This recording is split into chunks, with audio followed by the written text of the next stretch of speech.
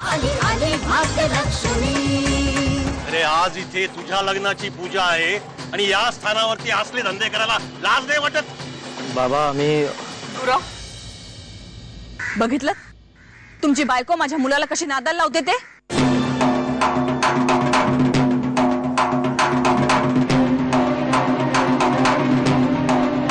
होय ना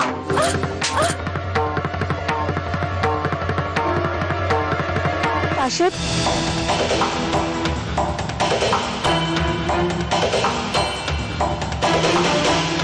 हे समजा तुझ्यामुळे झालंय। का केलंस तू असं? आजवर एवढी मदत केली मी तुला, पण तुला त्याचं काय बी नाही। काय असं काय सांगितलंस तू समजासनी? पुढे कुणाला काही सांगायची गरज नाहीये। जे पाहायचं ते आम्ही आमच्या प्रत्यक्ष डोळ्याने पाहिले। गुरु,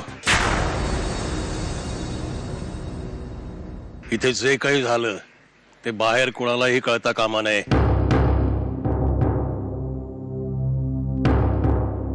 आणि तुम्ही दोघं खबरदार, पुन्हा असलं काही करायचा प्रयत्न केलात ना, काय अवस्था करून ठेवीन तुमची ती माहित नाही तुम्हाला। कामिनी, यांना घेऊन ये। त्या सूर्याला चांगलं ओळखतो मी, गुंड प्रवृत्तीचा माणूस आहे तो। हे पहा, आपण आशा करूया की सगळं चांगलं होईल। आणि एवढं सुदेश, तू आता गीताची काळजी कर। सगळ्या गोष्टींचं तिनं दडपण घेतलंय। हे अगदी खरं आहे अण्णा, तिला ना आता आरामाची गरज आहे। सुदेश, रे एवढी शिकलेली बायको तुझी, पण लग्न होऊन या घरात आली आणि एक निव्वळ हाऊसवाईफ होऊन राहिली। कसली हाऊस मौज झालीच नाही तिची। आपण ना सगळ्या बाबतीत तिला गृहीत धरतो। हे पहा, जे झालं ते झालं। आता गीताची काळजी घ्यायला हवी, तिला सांभाळायला हवं। जास्त विचार करू नका। अहो, आता पूजा आहे म्हटल्यानंतर सगळे तिकडे डोंगरावर जाणार आहेत, अख्खा गाव शांत असणार आहे। कधी नव्हे ती आज आपल्याला शांतता मिळाली आहे, जरा एन्जॉय करूया ना। आणि आपली ड्युटी करतोय आपण, आणि आपली ड्युटी हीच आपली देवता आहे। कशाला जायला पाहिजे तिकडे? साळवी, तुम्ही जा, तुमची ड्युटी करा, पण जाण्यापूर्वी एक काम करा। त्या जानेच्या बायकोला मी जरा बोलवलंय म्हणून सांगा। तिला म्हणावं, साहेबांचा डोका दुखतेय, जरा मालिश करायची। काय मालिश करते ती, तिला बघूनच अर्धा डोकं थांबते। नंतर मालिश केलं, तुम्ही एक काम करा, तिला सांगा लय दुखते डोकं, लवकर यायला सांगा, मी तोपर्यंत आराम करतो।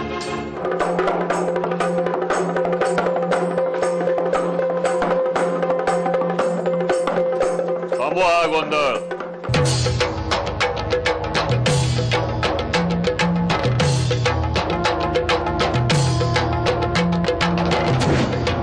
गोंधळ का थांबला? ही आमच्या घरची पूजा आहे। पूजा तुमची घरची असेल धनाजीराव,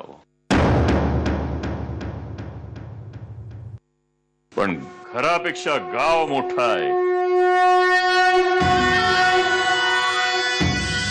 मला इथं जमलेल्या लोकांशी काही महत्वाचं बोलायचंय। मला गावकऱ्यांशी काही 2 शब्द महत्वाचे बोलायचे। आज गावातील मंदिरात भिराई नाहीये, म्हणून ही पूजा इथं डोंगरावरील भिराईच्या मंदिरात करावी लागते।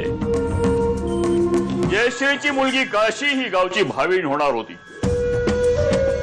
पण या धनाजीरावांच्या पुतण्याशी तिचं लग्न झालं। त्यावेळी धनाजीरावांनी आश्वासन दिलं होतं की गावाला दुसरी भावीण आम्ही मिळवून देऊ। आता आम्हाला सगळ्या गावाची काळजी आहे, म्हणून आम्हीच आता गावासाठी दुसरी भावीण आणलेली आहे।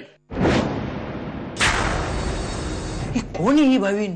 कोणी का असतं ना, गावात भावीन आली म्हणजे झालं। ये पोरी ये।